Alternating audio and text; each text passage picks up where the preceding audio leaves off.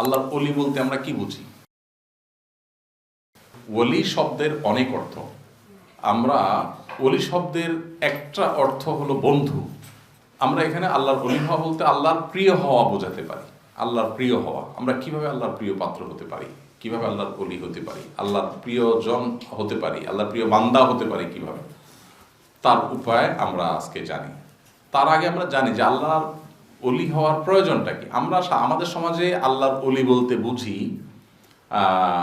বড় কোনো পীর সাহেব, হ্যাঁ, বিশেষ করে যারা দুনিয়া থেকে চলে গেছে তারা আল্লাহর ওলি। সাধারণত এই কনসেপ্ট আমাদের সমাজে আছে। মূলত যারা আল্লাহর প্রতি ঈমান আনছে এই মানুষগুলো আল্লাহর প্রিয় হওয়ার সবচেয়ে মৌলিক ধাপটা পার করে ফেলেছে। সেই হিসাবে সবাই আল্লাহ তাআলার ওলি। তবে এটার স্টেপ আছে যে আল্লাহর প্রিয় পাত্র হওয়ার দৌড়ে যত শর্ত পূরণ করতে পেরেছে, যত সামনে অংশ রয়েছে, সে তত আল্লাহ তাআলার নিকটতম ওলি, নিকটতম প্রিয়জন। তো সেজন্য আল্লাহর ওলি হওয়া, এটা আমরা যে অনেকে মনে করি যে এটা মানুষ মানে খুব একেবারে এটা ওই নবী রাসূলদের যেরকম ইয়েগুলো, চেয়ারগুলো, পদগুলো যেরকম ফিক্সড, ওলি বোধ হয় এরকম ফিক্সড কিছু মানুষ হয়, এরকম না। আমরা সবাই আল্লাহর ওলি হতে পারি, আল্লাহর প্রিয় হতে পারি, সবাই সুযোগ অপশন আছে। এবং অনেক ক্ষেত্রে আমরা আল্লাহর ওলি হওয়ার মৌলিক শর্ত পূরণ করে বসে আছি। ইমানদার আলহামদুলিল্লাহ, আমরা আল্লাহর প্রতি ঈমান এনেছি, আমরা আল্লাহর ওলি আর প্রথম ধাপ পূরণ করেছি। এক ধরনের ওলি আমরা আছি অলরেডি। এখন আল্লাহর আরো ঘনিষ্ঠতম ওলি হতে হলে আমাদেরকে কাজ করতে হবে। আল্লাহর ওলি হওয়ার প্রয়োজনটা কি, কেন আল্লাহর ওলি হতে হবে? দেখেন এখানে আয়াত দেখতেছেন সূরা ইউনূস 62 এবং 63 নম্বর আয়াত। আল্লাহ সুবহানাহু ওয়া তাআলা বলেছেন, আলা ইন্না আউলিয়া আল্লাহি লা খাউফুন আলাইহিম ওয়া লা হুম ইয়াহজানুন। জেনে রাখো আল্লাহর ওলিদের কোনো ভয় নাই এবং তারা পেরেশান হবে না, দুঃখিতও হবে না। আল্লাহর যারা ওলি হবেন, আল্লাহর যখন প্রিয়ভাজন হবেন, তখন তাদের কোনো টেনশন থাকবে না, না দুনিয়াতে না আখিরাতে। দুনিয়ার পেরেশান কেন থাকবে না? কারণ দুনিয়া তাদেরকে কখনো সিরিয়াস করবেই না। মানে ওই পর্যায়ে সিরিয়াস করবে না যে পর্যায়ে সিরিয়াস। আমি বলতেছি না যে দুনিয়াতে আপনি ঢিলাঢালা থাকেন, কাজে আপনি সিরিয়াস থাকেন, কিন্তু সিরিয়াসনেস এক জিনিস আর মুশরে পড়া আরেক জিনিস। আপনি মুশরে পড়তে পারেন না, কারণ দিন শেষে এটা দুনিয়া, দিন শেষে এটা আখের, এটা দুনিয়া। এটা না হলেই বা আমার কি ক্ষতিটা, মানে সর্বশেষ কোন পর্যায়ে হতে পারে? আমার কাছে অনেক মা বোনরা আসে, বলে বাবা এই পেরেশানিতে, ওই পেরেশানিতে, স্বামীটা খারাপ, শাশুড়িটা খারাপ, ননদটা খারাপ, এটা খারাপ। আমি বলি সব খারাপ, অনেক কষ্ট হচ্ছে আপনার। বলে অনেক কষ্ট হচ্ছে। ঠিক আছে, এই সকল কষ্টের কোনো পরিসমাপ্তি আছে না নাই? Yes or not? তো প্রথম জবাব দিতে পারেন। আমি সহযোগিতা করি আপনার জবাব দিতে। আপনার এই পেরেশানিটা কি অনন্ত অসীমকাল ধরে চলবেই নাকি একসময় থামবে?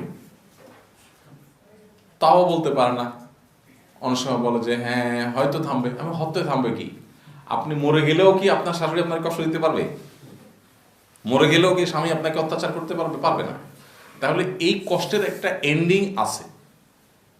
হয়তো আপনি আর 20 বছর বাঁচবেন, হয়তো 30 বছর বাঁচবেন, হয়তো আর 5 বছর বাঁচবেন।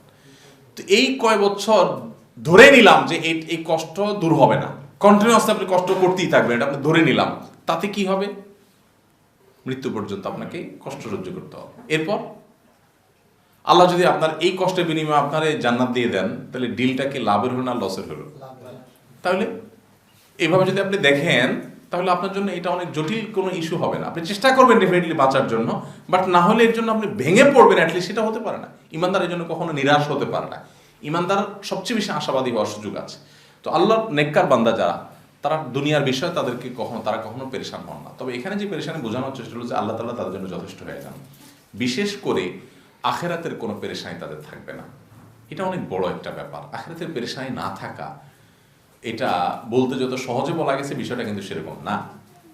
আপনারা জানেন যে নবী করিম সাল্লাল্লাহু আলাইহি ওয়াসাল্লাম বিশুদ্ধ হাদিসে আছে যে সাধারণ মানুষ কিয়ামতের ময়দানে বিভিন্ন নবী রাসূলের কাছে যাবে, আল্লাহর কাছে দরখাস্ত করার জন্য, দোয়া করার জন্য, যে আল্লাহর কাছে একটু দোয়া করেন, আল্লাহ যেন আমাদের হিসাবটা গ্রহণ সুযোগ করে দেয়। মানে কিয়ামতের এই দুর্বিষহ পরিস্থিতি, মাথার এত কাছে সূর্য, টকবক করে মগজ উতরাইতে থাকবে, মৃত্যু তো হবে না, মরণ তো নাই, শুধু ভোগান্তি, এমন কষ্ট আছে।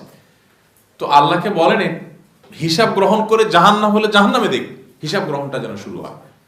এই হিসাব গ্রহণটা শুরু হবে না, জাস্ট এই দুর্বিষহ পরিস্থিতিতে মানুষ পড়ে থাকবে হাজারো বছর। তখন বিভিন্ন নবী রাসূলগণ যখন পেরেশান থাকবেন, অনেকে সুপারিশের জন্য নবী রাসূলদের কাছে যাবেন, তখন এক এক নবী রাসূল এক একটা নিয়ে পেরেশান থাকবেন। সবাই অনেক নবী রাসূলরা পেরেশান থাকবেন। মুসা আলাইহিস সালামের কাছে মানুষ যাবে, তিনি বলবেন যে আমি কিপ্তি বংশের একজনকে এক থাপ্পড় মেরে ফেলছিলাম, থাপ্পড় মারার জন্য দিছি না, দিছি হলো সতর্ক করার জন্য, বাট গেছে মরে। তো আমার তো টেনশন হয়, আল্লাহ যদি এটার জন্য আমাকে জবাবদিহি করেন। এক একজন এক এক পেরেশানিতে থাকবে। তো সেই দিন যদি আপনার পেরেশানি না থাকে, তো এর চাইতে বড় সুখের বিষয় আর কিছু হতে পারে না। কেন আল্লাহর ওলি আপনাকে হতেই হবে? কারণ আল্লাহর ওলি হতে হলে আখিরাতে আপনার কোনো পেরেশানি থাকবে না। এবং অন্য একটা আয়াত থেকে আমরা জানি যে মৃত্যুর আগ মুহূর্তে, ঠিক মৃত্যুর আগ মুহূর্তে আল্লাহ তাআলার কাছে মানুষের কাছে ফেরেশতা হাজির হন, এবং ফেরেশতা হাজির হয়ে তারা মানুষকে রীতিমতো অভয় দেন যে তোমার কোনো টেনশন নেই, তুমি আল্লাহর পক্ষ থেকে আমরা এসেছি তোমাকে জান্নাতে অভ্যর্থনা জানাবার জন্য। এবং সুসংবাদ প্রাপ্ত হয়ে জান্নাতি মানুষ দুনিয়া থেকে যায়, মরার আগে জেনে যায়, সে মৃত্যুর আগ মুহূর্তে জেনে যায় সে তার গন্তব্য কোথায় হতে যাচ্ছে। তো এটা তখনই হবে যখন আপনি আল্লাহর ওলি হতে পারবেন, তখন আপনার কোনো টেনশন থাকবে না, কোনো পেরেশান থাকবে না। এবং তারা বলবে আল্লাহ তাহজানু, আল্লাহ তাখাফু ওয়ালা তাহজানু ওয়া আবশিরু বিল জান্নাতিল্লাতী কুনতুম। ফেরেশতারা বলবেন যে তোমার কোনো টেনশন নেই, কোনো পেরেশান হবে না, জান্নাতের সুসংবাদ গ্রহণ করো। এবং জান্নাতের লোকদের রূহ কবজ করার জন্য একটা দীর্ঘ হাদিস আছে নবী সাল্লাল্লাহু আলাইহি ওয়াসাল্লামের, জান্নাত থেকে পাত্র নিয়ে আসেন, জান্নাত থেকে রুমাল নিয়ে আসেন, এবং এত এত আপনার সহজে জান্নাতি মানুষের রূহ বের হয়ে আসে শরীর থেকে যে সে যেন আরামের ঘুমে চলে যায়। আর পক্ষান্তরে জাহান্নামী মানুষ, তার যে রূহ কবজ করা হয়, এটার যদি আপনি ধরন আন্দাজ করতে চান, সূরা নাজিআতের প্রথম আয়াতগুলোর তর্জমা করবেন। সূরা নাজিআত 30 নম্বর পারার দ্বিতীয় সূরার প্রথম আয়াতগুলো, ওয়ান-নাজিআতি গারকা ওয়ান-নাশিতাতি নাশতা ওয়াস-সাবিহাতি সাবহা ফাস-সাবিকাতি সাবকা। এখানে ফেরেশতাদের বৈশিষ্ট্য উল্লেখ করা হয়েছে। তন্মধ্য থেকে মানুষের রূহ কবজ করা হবে যে, বিশেষ করে ওয়ান-নাজিআতি গারকা, শরীরের ভেতরে ডুব দিয়ে টেনে বের করবে, রূহ বের হতে থাকবে না, চাবে না, পাপিষ্ঠদের, ফাসিকদের, জাহান্নামীদের। এবং তাদের সম্পর্কে যে হাদিসটা বলছিলাম, যে দীর্ঘ হাদিস আছে কিভাবে রূহ কবজ করা হয়। মালাকুল মউতের বিশাল বাহিনী তারা যখন আসে, যখন একটা মানুষ জাহান্নামী হয়, তখন তার জন্য একটা নোংরা পাত্র নিয়ে আসা হয় এবং তার রূহকে অত্যন্ত কষ্ট করে বের করে আনা হয়। তো এরকম জীবন সায়ান্নে মৃত্যুর মুখে যখন আমরা পৌঁছে যাব, তখন আল্লাহর ফেরেশতা এসে আমাদেরকে সুসংবাদ দিবেন এবং জান্নাতি লোক সুসংবাদ পেয়ে যাবে। এইগুলো সবগুলো হবে তখন যখন এই যে আলা ইন্না আউলিয়া ইল্লাহি লা খাউফুন আলাইহিম ওয়া লা হুম ইয়াহজানুন, তারা টেনশন করবে না, পেরেশান করবে না। মৃত্যুর সময় তাদের দিকে ফেরেশতা এসে সুসংবাদ দিবে যে তোমার কোনো টেনশন নাই, যাদেরকে রেখে যাচ্ছ এর চাইতে অনেক ভালো, প্রিয়, আপনজন তোমার জন্য অপেক্ষা করছে। তো এই জন্য আল্লাহর ওলি হওয়ার দৌড়ে আমাদেরকে এগোতে হবে। এখন আল্লাহর ওলি কারা, তাদের একটা ডেফিনিশন এখানে দেওয়া আছে, কিন্তু আল্লাযীনা আমানু ওয়া কানু ইয়াত্তাকুন, যারা বিশ্বাসী এবং তাকওয়া অবলম্বন করে, দুইটা যোগ্যতা হলো এখানে। অন্য আয়াতে আল্লাহ তাআলা মুত্তাকিন, আল্লাহ ওলিদের সম্পর্কে কি বলেছেন? ইয়া আইয়ুহাল্লাযীনা আমানু তাকুল্লাহা ওয়াবতাগু ইলাইহিল ওয়াসিলা ওয়া জাহিদু ফি সাবিলিহি লাআল্লাকুম তুফলিহুন। আমাদের দেশে অনেকে আল্লাহর ওলি হওয়ার জন্য উসিলা ধরতে হবে এই কথা বলে, তাই না? এই আয়াতটা দিয়ে তারা দলিল দেয় সাধারণত, এবং এই আয়াতে দলিল দিয়ে তারা বলে যে আল্লাহর দিকে অগ্রসর হইতে হবে এবং উসিলা তালাশ করতে হবে। উসিলা কি? বাংলা উসিলা এক জিনিস, আর এই কোরআনের উসিলা আরেক জিনিস। বাংলা উসিলা মানে হলো মাধ্যম, তাই না? এখানে কোরআনে আসলে ওয়াসিলা বলতে কি বোঝায়, ম্যাক্সিমাম মুফাসসিরগণ এখানে এই ওয়াসিলা শব্দের ব্যাখ্যা বলেছেন যে আল্লাহর পথে যেই ইবাদত, যে কাজকাম মানুষকে নিয়ে যায়, সেটাই হলো ওসিলা। আল্লাহর দিকে যাওয়ার জন্য তুমি ইবাদত বন্দেগী, নেক কাজ করতে থাকো, এটা হলো আল্লাহর ওলি হওয়ার একটা স্টেপ, অন্যতম একটা মাধ্যম। চলেন দুইটি আয়াত আমরা দেখলাম, এর শিক্ষাগুলো কি পেলাম দেখেন। উপযুক্ত আয়াত থেকে আমরা আল্লাহ ওলি হওয়া এবং সফল হওয়ার শর্ত হিসেবে 4টা বিষয় জানতে পারলাম। নাম্বার 1, ইমানদার হইতে হবে। বুঝি ইমানদার না হতে ওলি হওয়ার কোনো সুযোগ নেই। আলহামদুলিল্লাহ সেটা আমাদের আছে, কিন্তু কতটা সঠিক আছে, কতটা বেঠিক আছে আমাদের ইমান আকীদা, সেটা যাচাই বাছাই করতে হবে। ইমান আকীদা যাচাই বাছাই করার জন্য ডক্টর আব্দুল্লাহ জাকির রহমাতুল্লাহ ইসলামী আকীদা বইটা রাখতে পারেন। এবং আপনার ইমানের সমস্যা কি আছে না আছে আপনি এটা পড়ে শেষ করলে আপনি অনেকটাই আঁচ করে ফেলতে পারবেন। এই বইটা শেষ করতে পারলে সেকেন্ডারি পজিশনে আর একটু আপার লেভেলে ইহয়া সুনান বইটা পড়তে পারেন। ইহয়া সুনান একটু ভেতরের কথা, রাহেবালাতে পরের পর্যায়ে। যাই হোক, তাহলে ইমানদার হইতে হবে, ইমান নিয়ে আমাদের অনেক কাজ আছে, করতে হবে ইনশাআল্লাহ। 2 নম্বর হলো তাকওয়া অবলম্বন করতে হবে। তাকওয়া কি? আমরা সহজ যদি এতটুকু বুঝি, হারাম থেকে বেঁচে থাকা, সকল গুনাহের কাছ থেকে বেঁচে থাকা এবং সকল ফরজ কাজগুলো করা, তাকওয়া। আচ্ছা, 3 নম্বর হলো নৈকট্য লাভের উপায় অন্বেষণ করা। ওই যে পরের সেকেন্ড আয়াত থেকে আমরা বুঝলাম যে আল্লাহর নৈকট্য লাভের উপায় অবলম্বন করতে আল্লাহ তাআলা বলেছেন। নৈকট্য লাভের, আল্লাহর ওলি হইতে হলে ঈমান আনতে হবে, তাকে অবলম্বন করতে হবে এবং আল্লাহর নৈকট্য লাভ করব কিসে, সেই পথ খুঁজে বের করতে হবে। আমরা সেই পথে যাব, কোন পথ সেটা। এরপরে হলো 4 নম্বর হলো আল্লাহর পথে নির্লসভাবে কাজ করতে থাকতে হবে। এই 4টা, এই 2 আয়াত থেকে আমরা বুঝলাম ওলি হওয়ার জন্য 4টা স্টেপ। এবার এই 4টা স্টেপকে আবার ডক্টর আব্দুল্লাহ জাহাঙ্গীর রহমতুল্লাহি আলাইহি তিনি 8টা শিরোনামে সন্নিবেশ করেছেন, আমাদের সুবিধার জন্য আরো ভাগ করে দিয়েছেন কাজগুলোকে। আপনি 8টা কাজ করলে আপনি আল্লাহর হইতে পারবেন, এটা আর একটু সহজ করে দিয়েছেন তিনি। এক হলো অবিচল ঈমান, বিশুদ্ধ ঈমানের উপরে অবিচল থাকা, এক। দ্বিতীয়ত হলো ফরজ সব ইবাদতগুলো করা, ফরজ ইবাদতগুলো, সেগুলো আমরা তালিকায় আসবো ইনশাআল্লাহ কি কি মৌলিকভাবে। 3 নম্বর হলো উপার্জন হালাল হওয়া, অনেক গুরুত্বপূর্ণ একটা ব্যাপার। উপার্জন হালালের সাথে যে কত কিছুর সম্পর্ক, এই জন্য আমি যে বলছিলাম না, নামাজ রোজা, আপনার দাড়ি রাখা, কোরআন তেলাওয়াত করা, এগুলো এত কঠিন কাজ না। কঠিন কাজগুলোর ভিতরে একটা হলো এটা, যে উপার্জন হালাল হওয়া। যে নামাজ পড়ে রোজা রাখি, কিন্তু আমি আবার উপার্জনে ভেজাল করি। উপার্জনে ভেজাল থাকলে কি হয়? এবাদত কবুল হয় না, দোয়া কবুল হয় না, এবাদতের স্বাদ পাওয়া যায় না, তৃপ্তি পাওয়া যায় না। আমাদের অনেকেরই অভিযোগ আছে যে আমরা এবাদত করি কিন্তু মানে জাস্ট করার জন্য করি, ডিউটি হিসেবে করি, স্বাদটা পাই না, তৃপ্তিটা পাই না। যারা তৃপ্তি পায় তাদের অবস্থা কি হয়? সাহাবীদের একজন এবাদতের অবস্থা কি ছিল? রাত পার হয়ে যেত নামাজের মধ্যে, ছাড়তে পারতেন না। আর আমাদের মানে কিভাবে শেষ করতে পারবো তার জন্য আমরা অস্থির হয়ে যাই, পাগল হয়ে যাই, স্বাদ পাই না। এর অন্যতম কারণ হলো উপার্জনের ভেজাল। উপার্জনের এই বিষয়টা এত গুরুত্বপূর্ণ যে আল-ইয়াওমা আকমালতু লাকুম দীনাকুম ওয়া আতমামতু আলাইকুম নি'মাতি, আয়াত যখন নাযিল হয়েছে যে আজকে দিন তোমাদের জন্য পরিপূর্ণ করে ফেললাম, ক্লোজ, শেষ। এরপর আবার হালাল উপার্জন নিয়ে হারাম বক্ষণ থেকে বাঁচার জন্য আলাদা গুরুত্ব আসছে। মানে সব শেষ কথা বলার পরও আবার আল্লাহ তাআলা বলতেছে, এত ইম্পর্টেন্ট এই হালাল উপার্জনের বিষয়টা। তো অলি হওয়ার জন্য এটা জরুরি যে আমার উপার্জনে কোনো ভেজাল থাকবে না, হারাম তো প্রশ্নই ওঠে না, সন্দেহজনকটাও থাকবে না। এরপরে 4 নম্বর হলো বান্দার হক আদায়, যে আমার দ্বারা কোনো মানুষের হক নষ্ট হবে না। সেটা হোক প্রতিবেশী, হোক আপনার আত্মীয় স্বজন, হোক আমার কলিগ, হোক আমার কোনো অমুসলিম, ছোট বড় সবারই তো হক আছে। ছোটর হক আছে আলাদা, বড়র হক আছে আলাদা, কোনো মানুষের হক নষ্ট হবে না। আর হলো আল্লাহর হক আদায় করা, আল্লাহর যত হক আছে, আল্লাহর যত আদেশ আছে সবগুলোর মধ্যে চলে আসবে। 6 নম্বর হলো মাকরুহ বর্জন এবং সুন্নাহ পালন। যত অপছন্দনীয় কাজ আছে, শরীয়ত যেগুলোকে অপছন্দ করে আমি সেগুলো বর্জন করলাম। একটা হলো হারাম বর্জন করা, সেটা এক জিনিস। আর হলো মাকরুহ, মানে এটা করলে হারাম হবে না, বাট মাকরুহ হবে। সাধারণত আমাদের কাছে মনে হয় ও মাকরুহ মানে অপছন্দনীয়, তার মানে করলে জটিল কোনো সমস্যা নেই, এই আস্তে আস্তে আমরা ঢুকে যাই। তো অলি হওয়ার জন্য যদি আরো আপার স্টেপে উঠতে চান আপনি, তাহলে মাকরুহ, অপছন্দনীয় এই কাজগুলো ছাড়তে হবে এবং সুন্নাহগুলোকে সুন্নাহ মনে করে ছাড়া যাবে না। আমরা অনেক সময় মনে করি সুন্নত মানে তো ফরজ না, তো ওয়াজিব না। তো আমাদের কাছে সুন্নতের ডেফিনিশন হলো যে এটা না করলেও হয়। সুন্নতের ডেফিনিশন কি? যেটা না করলেও চলে। আর সাহাবীদের কাছে সুন্নতের ডেফিনিশন ছিল যে যেটা করতে হয়, যেটা ছাড়া যায় না। এখন আমরা জানি যে ফরজ ও ওয়াজিব না করলে গুনাহ হয়, কিন্তু সুন্নাত না করলে তো গুনাহ হয় না, অতএব সুন্নাত না করলাম, এটা আমাদেরকে দুর্বল করে দেয়। তো আল্লাহ ওলি হওয়ার জন্য এটা জরুরি। এবং 7 নম্বর হলো সৃষ্টির সেবা এবং জনমূল্য কল্যাণমূলক কাজ করা। যে নিজেকে যত বেশি উপকারী করতে পারে সে আল্লাহ তত প্রিয় পাত্র হবে। সবসময় আমি পরোপকারের ধান্দা সবসময় থাকবে, যে মানুষ আমার দ্বারা উপকৃত হবে, ক্ষতিত্ব প্রশ্নই ওঠে না। সবশেষ হলো নফল ইবাদত। যত বেশি নফল ইবাদত করবেন তত বেশি আল্লাহর নৈকট্য লাভ করতে পারবেন। এবং এ সম্পর্কে একটা হাদিস আছে, আসতেছে, আমরা সেখানে যাচ্ছি। নফল ইবাদতের মাধ্যমে আল্লাহর নৈকট্য লাভের সবচেয়ে বেশি সুযোগ থাকে। আমরা একটা ছোট এক্সাম্পল দিতে পারি। ধরুন আপনি কোনো অফিসে চাকরি করেন বা আপনার অফিসে কেউ চাকরি করে।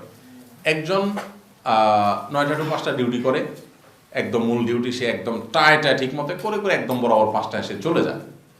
আরেকজন 9টা to 5টা ডিউটি করে, ডিউটি করার পর আপনি বের হওয়া পর্যন্ত অপেক্ষা করে যে স্যার বের হবে, দেখি ওনার কোনো সুবিধা অসুবিধা আছে কিনা, কিছু লাগে কিনা, আর একটু দেখে, একটু আউট টাইমেও সে ডিউটি করে। এই দুজনের ভিতরে মালিকের কাছে প্রিয় পাত্র কে হবে? 8 ঘন্টার ডিউটি করে যতটা প্রিয় পাত্র না হবে, সাথে আর আধা ঘন্টা প্লাস করলে তার চেয়ে বেশি প্রিয় পাত্র হবে, ঠিক না? যে এই লোকটা মানে গরিব টাইম দেখে ডিউটি করে না, এক্সট্রা টাইমও সে কোম্পানির প্রতি আন্তরিক, সে অনেক প্রিয় হয়ে যাবে না? তো নফল আমলটা অনেকটা, ফরজটা তো ম্যান্ডেটরি, এটা তো করবেই সবাই 8টা টু 5টা, কিন্তু এই লোকটা নফলও করতেছে, এটা আল্লাহ তাআলার নিকটবর্তী হওয়ার অন্যতম একটা মাধ্যম। আচ্ছা, এবার অবিচল ঈমান নিয়ে আমরা কয়েকটা পয়েন্ট শুধু সংক্ষেপে জেনে নেই। মুসলিম হতে হলে 6টা বিষয় অবশ্যই ঈমান রাখতে হবে, এটা ঈমানের রোকন, আমাদের অনেকেরই জানা আছে, বেশিরভাগ মানুষের আমাদের জানা আছে, জানা না থাকলে জানা থাকা ফরজ, এটা জানা না থাকলে তো উপায় নেই। ঈমানের 6টা রোকন আছে, 6টা খুঁটি আছে, স্তম্ভ আছে। 1 নম্বর হলো আল্লাহর প্রতি ঈমান। আল্লাহর প্রতি ঈমান যে আল্লাহ গোটা সৃষ্টি জগতের সৃষ্টিকর্তা, পালনকর্তা, রিজিকদাতা, তিনি একমাত্র ইবাদতের উপযুক্ত, এগুলো বিশ্বাস করা। নাম্বার 2, সিজদা মানত শুধুমাত্র আল্লাহর জন্যই হতে হবে, আল্লাহ ব্যতীত অন্য কারোর সামনে মাথা নত সিজদা করা যাবে না, কোনো মাজার, পীর, বাবার নামে মানত করা যাবে না, ব্যবসায়ীর করবাসীর কাছে কিছু চাওয়া যাবে না, অদৃশ্য কোনো শক্তির কাছে কিছু চাওয়া যাবে না। অলৌকিক চাওয়া যেটা, সেটা শুধু আল্লাহর কাছে চাইবে না। লৌকিক চাওয়া যেটা, সেটা সবার কাছে হতে পারে, আপনার কাছে একটা কলম চাইতে পারে, আপনি আমার কাছে চাইতে পারেন, এটা লৌকিক চাওয়া। অলৌকিক চাওয়া মানে হলো যে আমি এখন এখানে বসে কোনো একটা শক্তির কাছে চাইলাম, এটা হলো অলৌকিক চাওয়া। এটা একমাত্র কার কাছে চাইতে হবে? আল্লাহর কাছে। এখন পীর সাহেব মারা গেছেন বা দূরে আছে, আমি তার কাছে সাহায্য চাচ্ছি, এটাই শিরক। আল্লাহ তাআলা সুন্দর সুন্দর নাম রয়েছে, আচ্ছা রোকন না এখানে, দুঃখিত। আল্লাহ তাআলা সুন্দর সুন্দর নাম রয়েছে, গুণাবলী রয়েছে, আমরা কোরআন সুন্নাহ বর্ণিত আল্লাহ তাআলা সকল গুণাবলীর প্রতি বিশ্বাস স্থাপন করি, এবং কোন গুণ সৃষ্টির কোন গুণের সাথে সাদৃশ্য রাখে না। আল্লাহর কোন গুণের সাথে আমাদের কোন গুণের কোনো সাদৃশ্য না। আল্লাহর 99টি নাম যে আছে হাদিসে, এই নামগুলো, এই বৈশিষ্ট্যগুলো, এগুলোর পরে ঈমান আনা জরুরি। আমরা ম্যাক্সিমাম মানুষ জানিই না। 99টি নাম সম্পর্কে আমাদের জানতে হবে, যে এই নামগুলোর অর্থ কি, সে বিশ্বাস আমার মধ্যে ধারণ করতে হবে, না তো আমি পরিপূর্ণ ঈমানদারই হতে পারবো না। এর জন্য একটা বুদ্ধি আছে আমার, সেটা হলো আল্লাহর 99 নামের ছোট ছোট চার্ট পাওয়া যায়, অনলাইনে পাবেন, আপনি সার্চ করলে পাবেন। এটাকে সুন্দর করে প্রিন্ট করে আপনার অফিসে, বাসা কক্ষে একটু বড় বড় সাইজ করে লাগায় রেখে দেন, তাকাবেন বারবার বারবার, দেখবেন আস্তে আস্তে এগুলো আপনার হৃদয়ঙ্গম হয়ে গেছে। তখন আল্লাহর কোনো গুণবাচক নাম আপনার কাছে আননোন মনে হবে না। ওইটা জানতে হবে যেন, যে আল্লাহর এই গুণটা আছে, যে আপনি বিশ্বাস করতে হবে, তো আপনি জানেন না তো বিশ্বাস করবেন কোথেকে? তো এই জন্য এটা ইম্পর্টেন্ট। ফরজ ইবাদত পালন, ফরজ ইবাদত পালন সম্পর্কে নবী সাল্লাল্লাহু আলাইহি ওয়াসাল্লাম বলেছেন, বান্দা ফরজ কাজ করলে আমার যতটা কাছে আসতে পারে, হাদিসে কুদসিতে আল্লাহ তাআলা বলেছেন, এত কাছে কেউ আসতে পারে না। আচ্ছা, ফরজ ইবাদতের কিছু স্যাম্পল দেওয়া হয়েছে, 5 ওয়াক্ত সালাত আদায় করা, সিয়াম পালন করা, সামর্থ্য থাকলে যাকাত দেওয়া, হজ করা। যাকাত আসছে কিনা? ম্যাক্সিমাম মানুষের উপরে যাকাত ফরজ, বাংলাদেশ ম্যাক্সিমাম মানুষের উপর যাকাত ফরজ হতে কি লাগে? আপনার স্বর্ণের, রূপার সর্বশেষ বোধহয় 5-6 মাস আগের রিপোর্ট অনুযায়ী, রূপার মূল্য অনুযায়ী আপনার 70-80 হাজার টাকা এক বছর থাকলে তারপরে যাকাত ফরজ হয়ে যায়। অতএব খুব বেশি কিছু লাগে না। তো আচ্ছা, তাহলে যাকাত ফরজ হয়েছে কিনা এটা একটু বসে অ্যাসেসমেন্ট করতে হবে, কোনো একজন আলেমের কাছে বসে, যে আমার এই আছে এই নাই, আমার উপর যাকাত আসে কিনা, থাকলে হিসাব করি। আমরা অনেকে যা দান করি, যাকাত যা আসে তার চেয়ে বেশি দান করি আমরা, শুধু হিসাব করে করা হয় না। আপনি হিসাব করে না দান করলে যাকাত আদায় হবে না। হিসাব করবেন, প্ল্যান করবেন, যাকাতের নিয়ত করবেন, দেন আপনার যাকাত আদায় হবে। আচ্ছা, পর্দা করতে হবে, পরিবারের নারীদের সাথে পর্দা। পর্দার বিষয়ে আমরা ম্যাক্সিমাম ধরা খেয়ে যাব। আমরা 100% পর্দা খুব কম ফ্যামিলিতে, রেয়ার বাংলাদেশ। 100% পর্দা বলতে আপনি একজন পুরুষ হিসাবে আপনার মাহরাম মহিলারা ছাড়া কারোর সাথে আপনি দেখা দেন না। এখন আপনার শালিক আপনার সামনে আসে কিনা, বা আপনারা একসাথে বসে খান কিনা, কথা বলেন কিনা, তাহলে এটা একটা লিকেজ দূর করতে হবে। আপনার স্ত্রী আপনার ছোট ভাইয়ের খানা বেড়ে দেয় কিনা, বা একই টেবিলে বসে খানা খায় কিনা, বা পর্দা করে না, দেখা দেখি করে কিনা, এটা পর্দার একটা বড় ব্যাপার। আপনার ছেলে তার খালাতো বোনের সাথে দেখা করে কিনা, যদি তারা বড় হয়, মাহরাম হয়ে থাকে, মানে বালেগ হয়ে থাকে। অনেক বড় একটা জায়গা কারেকশনের। আমাদের অনেক লোক আছে, আমরা মহিলারা বোরকা পরে, হাত মোজা ফামোজা পরে, কিন্তু সঠিক পর্দা করে না। আবার পুরুষরা দাড়ি লম্বা আছে, নামাজ পড়েন, তাহাজ্জুদ পড়েন, বাট পর্দা সঠিকভাবে করেন না। পর্দা করা কিন্তু ফরজ। এই দুর্বলতাগুলো আমাদেরকে আল্লাহর ওলি হওয়ার পথে বাধা হয়ে আছে, কাটা হয়ে আছে। এগুলোকে ধরে ধরে অপারেশন করতে হবে, যে ঠিক আছে আমি এটা ধরলাম, ফিনিশ, আমি আগাবো। কিভাবে আগাইতে গেলে কি করতে হবে? শালিকা ভুল বুঝবে, এই তো যে দুলাভাই সারা জীবন দেখা করছে, এখন কি বলে, তাহলে কি করা যায়? তাকে জিনিসটা বুঝাইতে হবে।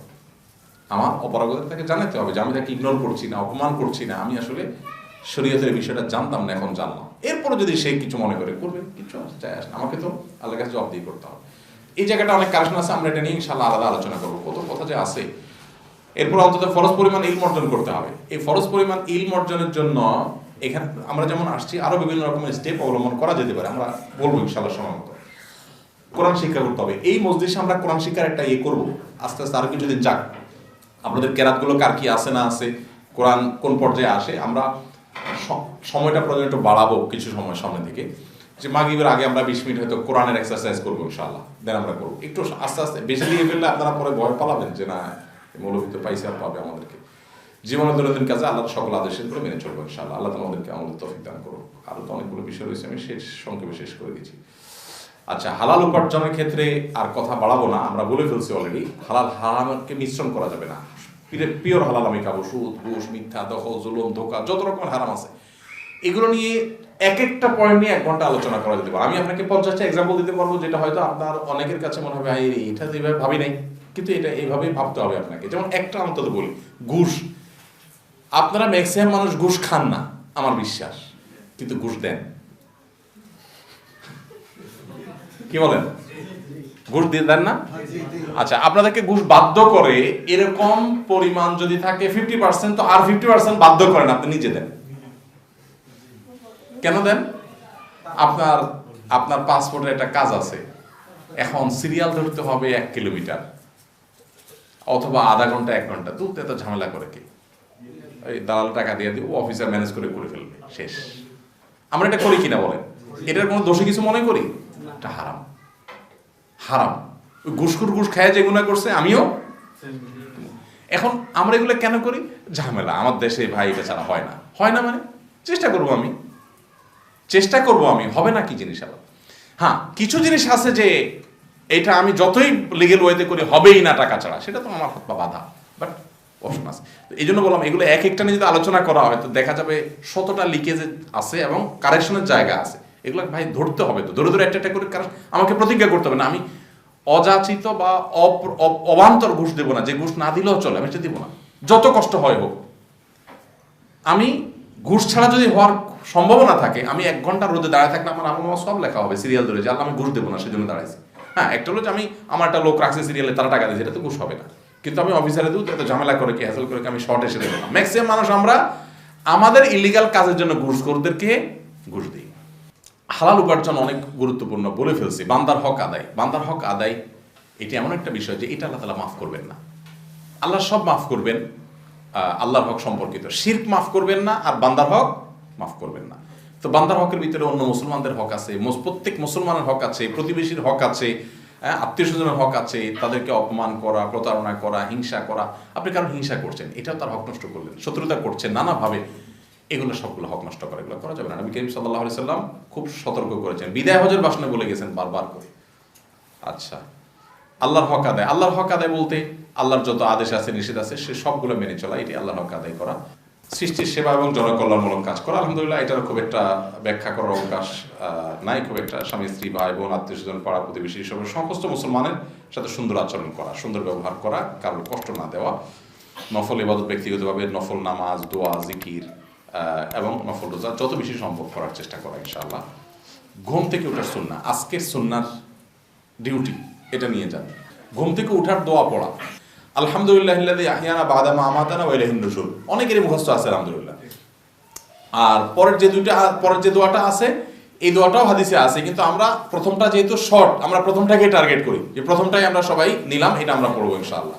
এটার পাশাপাশি সূরা ফালাক এবং সূরা নাস ঘুম থেকে ওঠার পর পড়া সুন্নাত। সূরা ফালাক এবং সূরা নাস, কুলাদুল ফালাক কুলাদুর রাব্বিন নাস, ঘুমের দোয়া। আর এটা হাত দিয়ে চোখ মোছা, ওঠার পর একটু হালকা একটু চোখ ডলা সুন্নাহ।